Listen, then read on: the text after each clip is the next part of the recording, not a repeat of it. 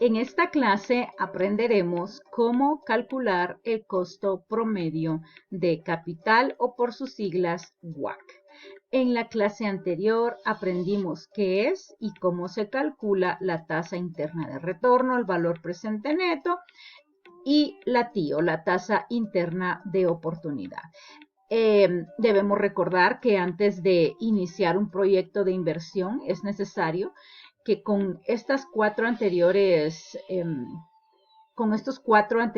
indicadores, incluso hay otros más, es necesario que estudiemos y analicemos la viabilidad, el valor y la rentabilidad de ese proyecto en el que estamos pensando invertir. Veamos entonces qué es el costo promedio capital. Listo, por acá lo tenemos. El costo promedio capital nos ayudará a determinar cuál es el porcentaje de riesgo o cuánto nos cuesta combinar financiación de ese proyecto de inversión utilizando cierto porcentaje de dinero de externos, es decir, con deuda, y cierto porcentaje de nuestro patrimonio. Entonces, es decir que en otras palabras, a la empresa le cuesta X porcentaje financiarse o financiar ese proyecto de inversión en el que está pensando, combinando la financiación con terceros y la financiación con patrimonio. Veamos a continuación la fórmula. Vayamos tomando nota. Tomemos nota de la fórmula y luego vamos a explicar qué significan cada una de las variables incluidas en la fórmula. Expliquemos entonces. Vamos a ver que la P es patrimonio y se refiere al porcentaje de esa inversión que vamos a financiar con nuestro dinero internamente, es decir, con parte de nuestro capital o patrimonio. ¿Qué porcentaje de esa inversión va a ser tomada de nuestro patrimonio? Y luego, costo del patrimonio, es decir, ¿qué interés nos vamos a cobrar internamente por hacer ese préstamo de nuestro capital o de nuestro patrimonio?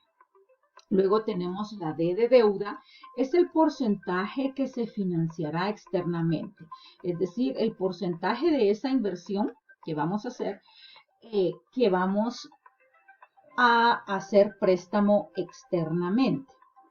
Y luego el costo de la deuda. El costo de la deuda es el interés o la tasa de interés que nos van a cobrar los agentes externos, bancarios, etcétera, por hacernos préstamo del dinero que hemos decidido solicitar. Y luego TI, la tasa de impuestos. Este es un dato promedio general de país, aproximadamente el promedio de la tasa de impuestos que se maneja en el país. Ya hemos tomado nota de lo que significa cada variable. A continuación, apliquemos la fórmula. Veamos el siguiente ejemplo. Ok, veamos el ejemplo entonces. ¿Dónde está el ejemplo? Acá está. Vamos a ver que esta empresa ha decidido que para su proyecto de inversión va a financiar con 70% deuda externa, es decir, de ese monto total que pretende invertir, el 70% lo tomará de un préstamo externo y el 30% de ese monto a invertir lo va a tomar de su patrimonio o de su capital. El costo de la deuda es del 8%, quiere decir que la tasa de interés que cobrarán el agente externo por prestarle ese 70% de la inversión es 8%. Y luego el costo del patrimonio es 13%. Significa que a lo interno por prestarnos ese 30% del monto a invertir, nos vamos a cobrar, o la empresa se va a cobrar internamente, una tasa del 13%. Y por último, la tasa promedio de impuestos en el país es de un 34%. Vamos entonces a tomar los datos y a sustituirlos en la fórmula.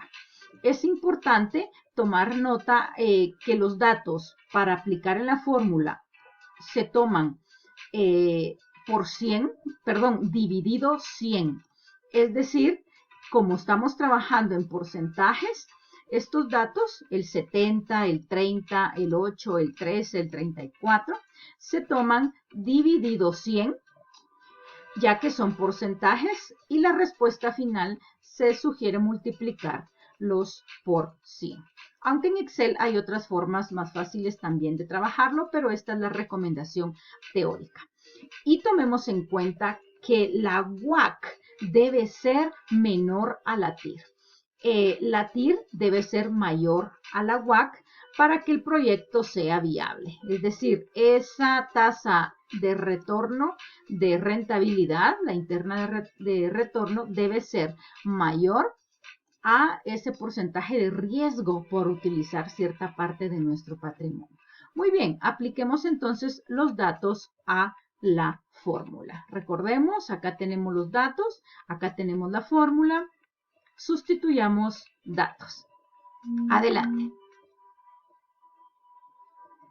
Tenemos acá ya sustituidos los datos. Les sugiero trabajarlo en Excel y tomar en cuenta la jerarquía de operaciones y de signos para que el resultado sea el correcto.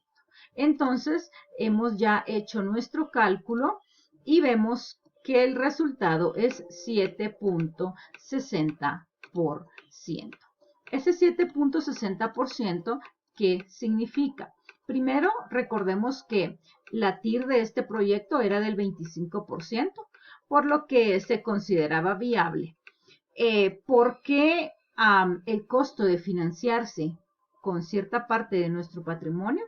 Ese riesgo es de 7.60 y es menor que la TIR. Entonces, también es un indicador para ayudarnos a decidir que el proyecto es viable.